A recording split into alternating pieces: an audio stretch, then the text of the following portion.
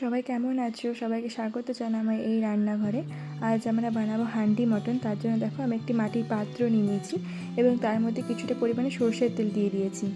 সরষের তেলটা খুব ভালো করে গরম করতে হবে। সরষের তেলটা গরম হয়ে গেলে তার মধ্যে 4 কুচনো আলু আমরা দিয়ে দেবো। এবার 4 কুচনো আলুটা আমাদেরকে খুব ভালো করে ভাজতে হবে লাল করে। এটা মাটনের জন্য আমি ভাজছি, চাইলে তোমরা আলু দিতে পারো, নাহলে এই জায়গাটা স্কিপ করে যেতে পারো। আলুটা ভালো করে আমরা ভেজে নেব লাল করে। আর তেলটা খুবই ভালো করে গরম করবে, তাহলে অনেক তাড়াতাড়ি কিন্তু আলুগুলো ভাজা হয়ে যাবে। কিছুক্ষণ পর দেখো আলুটা পুরোপুরিভাবে ভাজা হয়ে গেছে। এরপর আমরা এটা একটা বাটির মধ্যে তুলে নেব। এক্ষেত্রে বলে রাখি আমি কিন্তু এর সঙ্গে পেঁপেও অ্যাড করেছি পরে। তোমরা চাইলে পেঁপেটা অ্যাড করতে পারো, পেঁপে দিলে কিন্তু মাটনের স্বাদটা আরও অনেক বেশি ভালো লাগে খেতে। এরপর দেখো ওই তেলের মধ্যে আমি দুটো তেজপাতা দিয়ে দিয়েছি, আর তেলের সঙ্গে অ্যাড করলাম না, ওই তেলেই হয়ে যাবে। আর 4টে কুচনো পেঁয়াজ আমি এবার দিয়ে দিচ্ছি। 4টে কুচনো পেঁয়াজ আমি মাংস অনুযায়ী দিয়েছি, তোমরা তোমাদের মাটন অনুযায়ী পেঁয়াজটা এখানে অ্যাড করবে। এবার পেঁয়াজটা আমরা লাল করে ভেজে নেব, খুব একটা লাল না করলেও মিনিমাম যাতে পেঁয়াজ ভাজার একটু সেন্টটা ওঠে সেরকম করে আমরা পেঁয়াজটা ভেজে নেব। দেখো পেঁয়াজটা আমাদের ভাজা হয়ে গেছে, এই পেঁয়াজে একটা ভাজা ভাজা গন্ধ উঠে গেছে। এরপর আমরা এর মধ্যে আদা রসুন পেঁয়াজ কাঁচা লঙ্কা অ্যাড করে দিলাম। যতক্ষণ না কাঁচা গন্ধটা যাচ্ছে ততক্ষণ এটা ভেজে নেবে পুরোপুরি মশলাটা।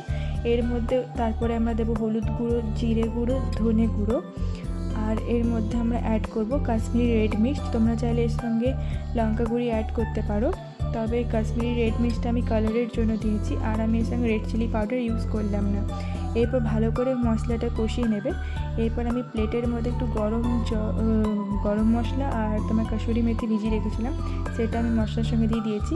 আর মাটনটা আমি হলুদ আর সরষের তেল দিয়ে ম্যারিনেট করে রেখে দিয়েছিলাম, সেই মাটনটা আমি মশলার সঙ্গে দিয়ে দিলাম। এবার সব কিছু একসাথে ভালো করে আমরা কষিয়ে নেব। ভালো করে যত কষাবে তত কিন্তু স্বাদ বাড়বে মাটনের। আরেকবার ঢাকা দিয়ে দিলাম, ঢাকাটা খুলে দেখো আরেকবার কষাবো। যতক্ষণ না মাংসের গা থেকে ভালো করে তেল ছাড়ছে ততক্ষণ কিন্তু মাটনটা কষাতে হবে। দেখো কত সুন্দর কালারটা এসছে কাশ্মীরি মির্চ দেওয়ার জন্য। আরও সুন্দর করে কষে নেবে, এখনও কিন্তু তেল ছাড়েনি আমাদের মাটনের গা থেকে। সুন্দর করে কষে নিতে হবে মাটনটা। একবার করে ঢাকা দেবে আর ঢাকা খুলবে, ওরকম করে কিন্তু কষবে। ঢাকা দিয়ে রেখে দিলে কিন্তু তলে লেগে যেতে পারে। আর দেখো মাটনটার সঙ্গে আমি কিন্তু পেঁপে আর আলুটা অ্যাড করে দিয়েছি। যখন হালকা হালকা তেল ছাড়বে তখন পেঁপে আর আলুটা দিয়ে দেবে একদম লাস্ট টাইমে।